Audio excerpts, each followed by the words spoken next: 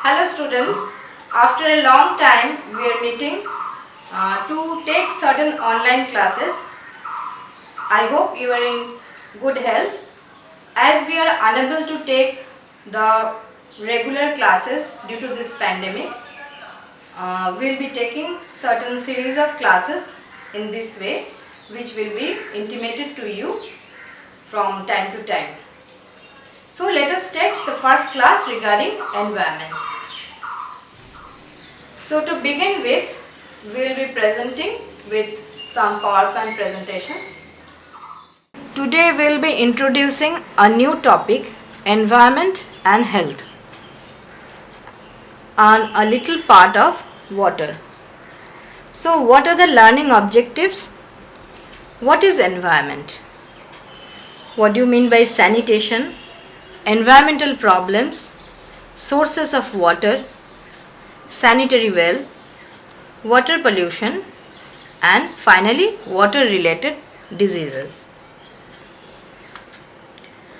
So before introducing the topic, you know that public health, which has emerged during the 19th century, mainly dealt with the sanitary reforms, which means the control of man's physical environment.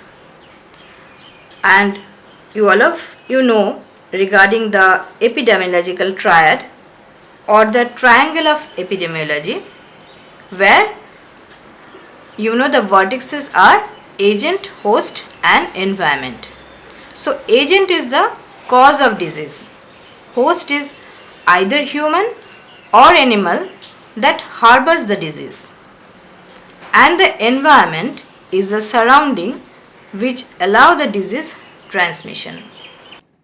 Primary health care is another concept where we provide an adequate supply of safe water and basic sanitation, and it is the first level health care.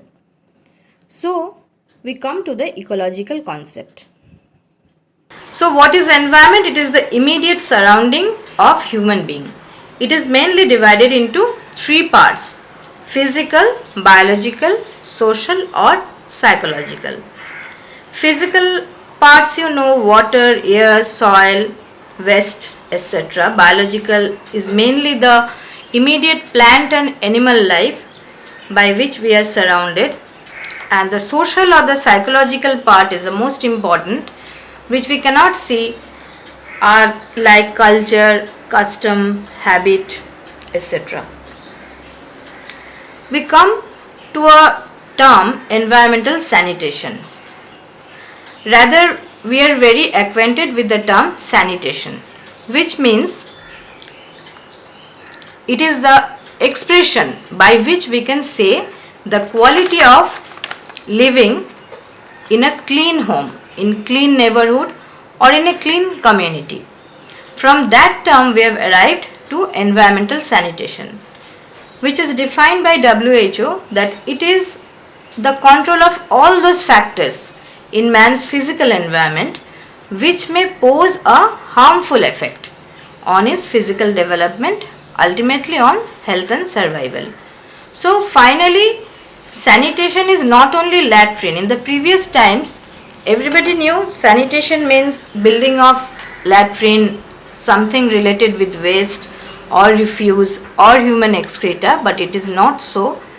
It carries a meaning which means to prevent disease and promote health. So environmental sanitation is related to environmental health, and it gives a multidisciplinary approach finally to health for all, which was approached in 2000, where health should be brought within the reach of everyone in the community. It is a holistic concept which means healthy environment and healthy lifestyles. The next topic deals with the environmental problems. These are the common problems we know: unsafe water, polluted soil, air pollution, housing problem, poor disposal of excreta, and many psychosocial problems. So till now we have discussed about the environment, the immediate surrounding of our life and the impact of environment on health or public health. So this environment, which consists of water, air, soil, we will be dealing today about a brief part of water. So what is water? You all know from the school days that it is a vital environmental factor and which contributes to all forms of life.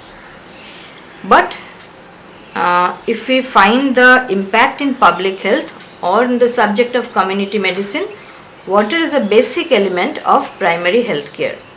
According to Millennium Development Goals, safe water and sanitation is one of the attainable goals.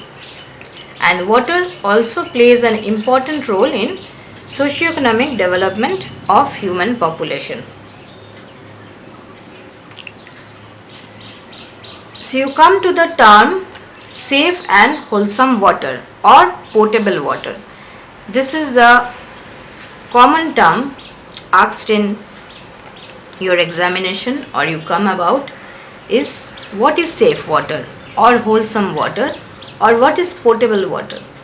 So it has 4 points which is written in the slide, and if any of the point is missing, the water is said to be unsafe water. So for an individual, the minimum requirement per day for survival is 2 liters per head per day, and in the urban areas of our country, for all domestic purposes we need 150 to 200 liter for all domestic purposes. What are the uses? Domestic uses like drinking, cooking, bathing, public purposes like cleaning in the swimming pools, in fountains or in the fire protection.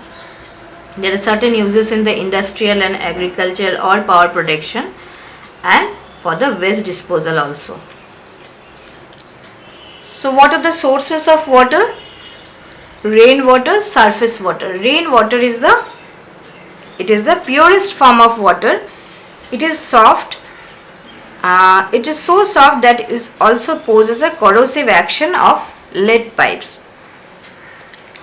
It becomes impure when passes through the atmosphere. What are the surface water? Surface water exists as impounding reservoirs, rivers, streams, tanks, ponds, lakes. This originates mainly from rainwater, but they are prone to contamination from animal and human sources. River water, groundwater, these are also much polluted and they have impurities within them. Among these, the groundwater, which exist as shallow wells, deep wells and springs, are the cheapest and most practical means of water. This I have already discussed. Groundwater is the cheapest form, and you know it exists in the wells, different forms of wells. Wells are important sources of water supply, like the shallow well and the deep well. You can differentiate, you can have a look in the picture where it shows that the shallow well, it gets water above the first impervious layer, whereas the deep wells gets water from below the first impervious layer. So as deep wells taps water below the first impervious layer, they are more satisfactory source of pure water than shallow well. It gives a constant supply rather than the shallow well. So you can find the differentiating points here. There are certain other wells which we had earlier, like dug well, tube well, step well. Even they can be found out in many places still now. But we should know about the sanitary well. The sanitary well regarding sanitary well, following points should be kept in mind, like the location, lining, the wall, platform, connecting drain or covering, a good quality and strong hand pump, and finally the consumer responsibility, means the responsibility of the persons who are using the well, and the quality of water.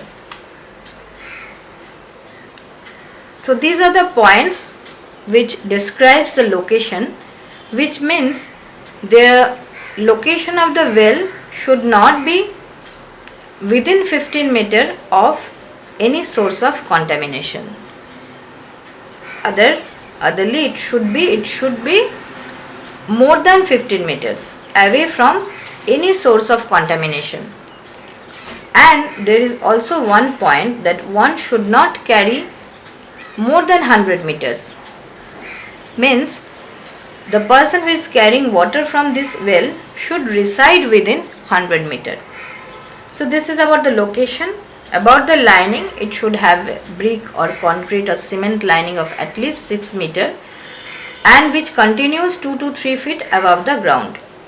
It should have a wall of 70 to 75 centimeter height above the ground, a concrete platform of 3 feet in all directions.